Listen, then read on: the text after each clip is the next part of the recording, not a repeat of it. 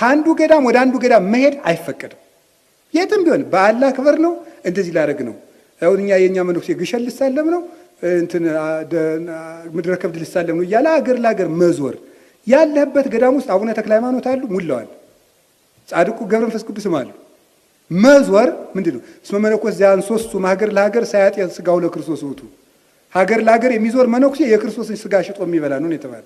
ስለዚህ አንዱ የትኛውም ገዳም አይሄድም። አገልጋይ አንሶናል ከተባለ ለቅዱስ ሲኖዶስ ተጽፎ ቅዱስ ሲኖዶስ ለዚያ ገዳም ጽፎ እናንተ 5 መነኮሳት እዚያኛው ገዳም ሂዱ ተብሎ ይላካል እንጂ መዞር ፈጽሞ አይቻልም። ግብፅ ካይሮ ውስጥ መነኩሴ ቢመጣ ክርስቲያኑ በሙሉ እንዲተፋበት አስተምሯቸዋል እና ይተፉበታል። እኔ ትዝ ይለኛል በ2008 እዚህ 4 ኪሎ አካባቢ አንድ ሰውዬ ተፍቶብኝ እንደው አሁን ታሪኩን ሳነብ ግብጾችን አንቦ ይሆን አልኩኝ። እንዴ እናንተ አገር አጥፊዎች አለ። እንግዲህ እኔ አያውቀኝም፣ እንደውም ለዚያውም አዲስ አበባ ገና መምጣቴ ነው። እና እንደዚህ አድርገዋል። የቀን ውሏቸውን ትንሽ ለማካፈል ልሞክር። የአንድ መነኩሴ የቀን ውሎ ግብጽ ውስጥ ምንድን ነው ስትሉን ከሌሊት የፊደት ግድፈት አለበት። ከሌሊቱ የሚለውን ከሌላቸው ብሎታል። ከሌሊቱ 10 ሰዓት ቤተ ክርስቲያን ሁሉም የገዳሙ ማህበር ይሰበሰባል። አባቶችና እናቶች እንድታዩልኝ ፈልገው ነው። እኛ ሀገር ውስጥ የፈለገ መነኩሴ ቤተ ክርስቲያን ይገባል፣ የፈለገ አይገባም። ቤተ ክርስቲያንን ከስርዓተ አበው ውስጥ ማካተት ይገባል።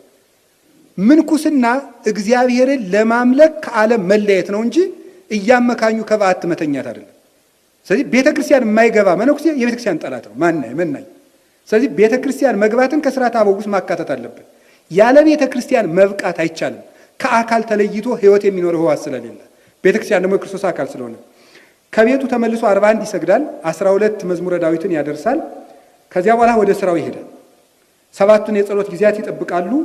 ማታ በሰርክ ሁሉም ቤተ ክርስቲያን ይሰበሰባል። ጸሎተ ዕጣንና የሰርክ ጸሎት ይደረሳል። ይቅርታ ተባብሎ ወደ ቤቱ ይመለሳል። ሁሉም ሰው ሰርክ ላይ ቤተ ክርስቲያን ይገኛል።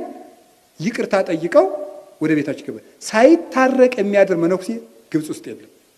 የኛ መነኮሳት ለምንድን ነው ግብጽ ሲሄዱ የሚበቁ ስትሉ በትህርምት የኢትዮጵያ ገዳማትን መናኝ የሚመስል የለም። እንዲያውም እኔ ሳስበው እንዲያው አዲስ አበባ የሚኖረው መነኩሴ ግብጽ ውስጥ ገዳም የሚኖረውን ሳይበልጠው አይቀርም እላለሁ።